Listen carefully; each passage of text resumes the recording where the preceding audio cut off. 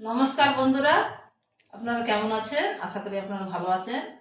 সুখের সম্পদ ব্লগে আপনাদের সকলকে স্বাগত জানাই। আজকে শনিবার, আর এখন থেকে আমি রান্নার ব্লগটা শুরু করছি। আজকে একটা নিরামিষ রেসিপি করব। এই যে আমার হাতে কলা মোচা দেখছেন, এই কলা মোচা রেসিপি এটা নিরামিষভাবে রান্না করব। কলা মোচা সাধারণত আপনারা সবাই রান্না করতে জানেন, সবার বাড়িতেই কলা মোচা রান্না হয়, কিন্তু আমি নিরামিষ যেভাবে রান্না করব আপনাকে সেই রান্নাটাই শেয়ার করে দেখাবো। আপনারা আমার সাথে থাকুন, দেখতে থাকুন পুরো ভিডিওটা। আর যদি ভালো লাগে একটু লাইক, শেয়ার, কমেন্ট করবেন। তাহলে আর দেরি না করে রান্নাটা করা যাক, আপনারা দেখতে থাকুন। তার আগে আমি এই কলা মোচাটা কীভাবে কাটছি আপনারা দেখতে থাকুন। এই যে কলা মোচাটা আমি এরকম করে ছাড়িয়ে নেব। এগুলো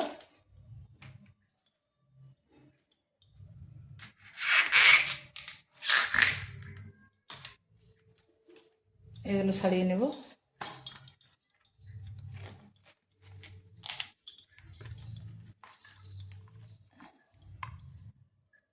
এই যে এরকমভাবে এর ভেতরে যে একটা তারের মতো থাকে শক্ত, এটা বাদ দিয়ে দেব। এরকম করে আমি ছাড়িয়ে নেব।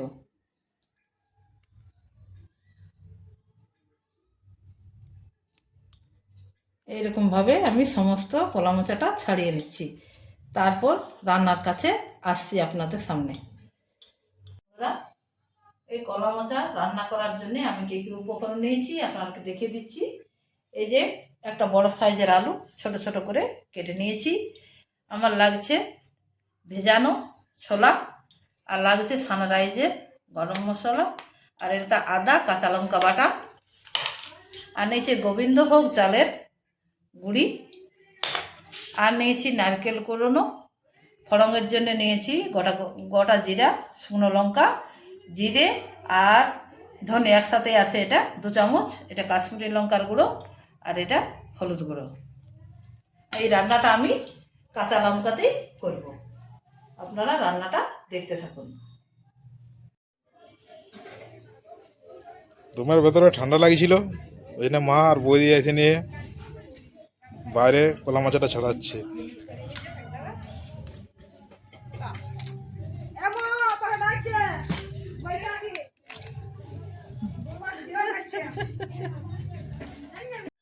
আমি কড়াই বসিয়ে দিয়েছি, আমার জলও গরম হয়ে গেছে। এবার আমি এই যে কলার মোচাটা কেটে আর নুন, জল, এই হলুদ দিয়ে ভিজিয়ে রেখেছি, এটা আমরা দিয়ে দেবো এখানে সেদ্ধ হওয়ার জন্য।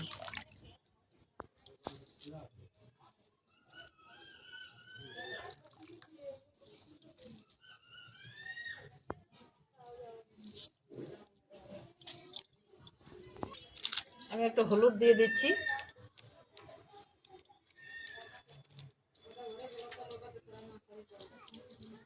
আর একটু নুন দিয়ে দিচ্ছি।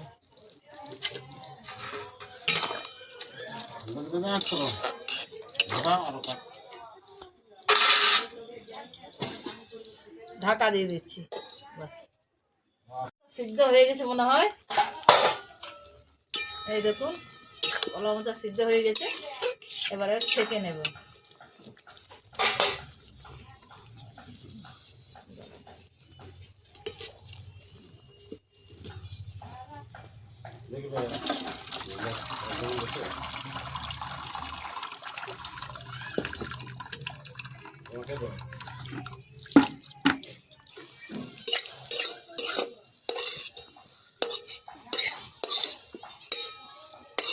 ওটা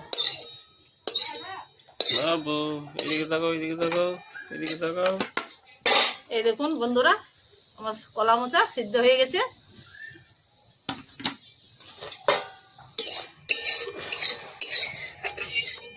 দিয়ে দিচ্ছি।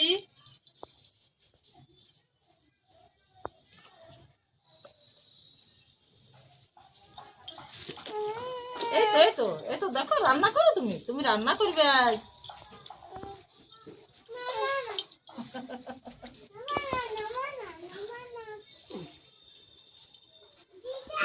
হ্যাঁ বলো।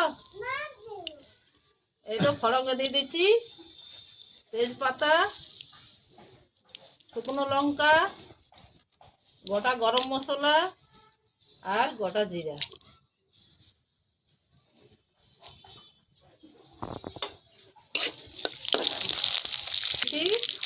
কুচনো নারকেল,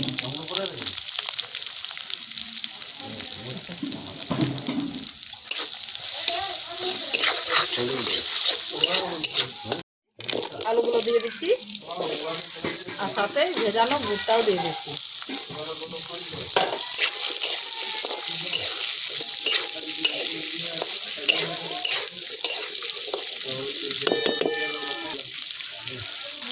আমি নুন দিয়ে দিচ্ছি, সেদ্ধ হবার সময় দিয়েছি আর একটু দিচ্ছি।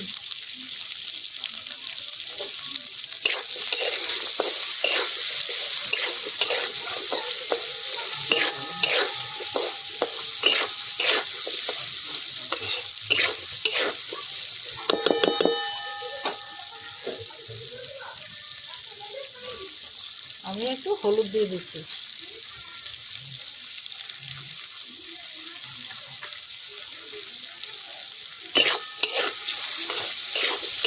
আমার আলু আর ছোলা ভাজা হয়ে গেছে। এবার আমি আদা আর কাঁচা লঙ্কা বাটাটাও দিয়ে দিচ্ছি।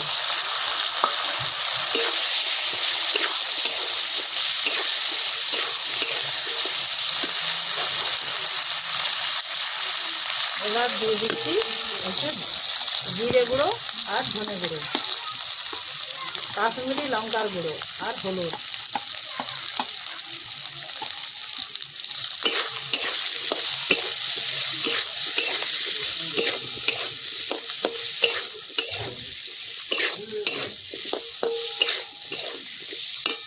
মশলাটা আমার ভাজা হয়ে গেছে, এই দেখুন।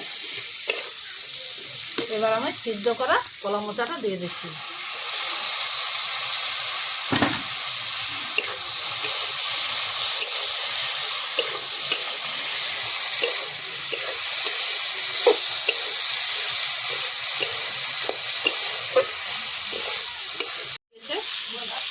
এবার আমি নারকেল কোড়াটাও দিয়ে দিচ্ছি।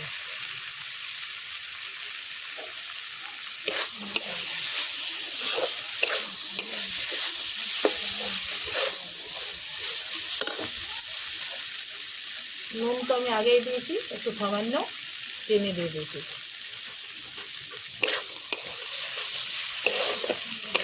আমার এটা কষানো হয়ে গেছে। এবার আমি সেদ্ধ হবার জন্যে জল দিয়ে দিচ্ছি।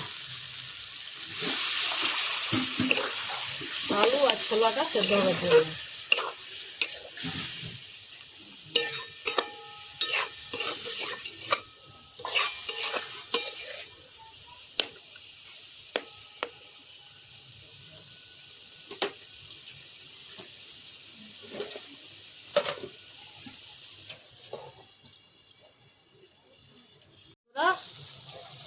আমার রান্না হয়ে গেছে,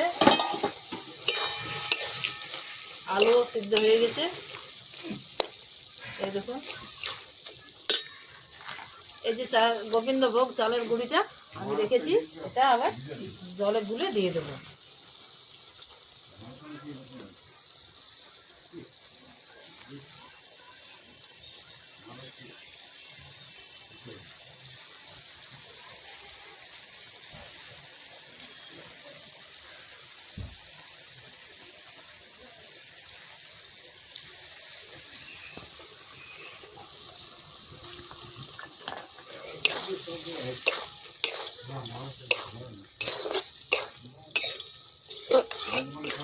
আমার রান্না রেডি, এই দেখুন। একটু আমি ঘি ছড়িয়ে দিচ্ছি।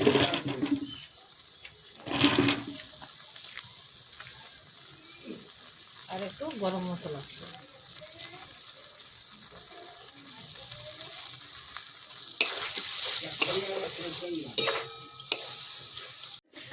আমার রান্না রেডি, আমি এবার নামিয়ে নিচ্ছি।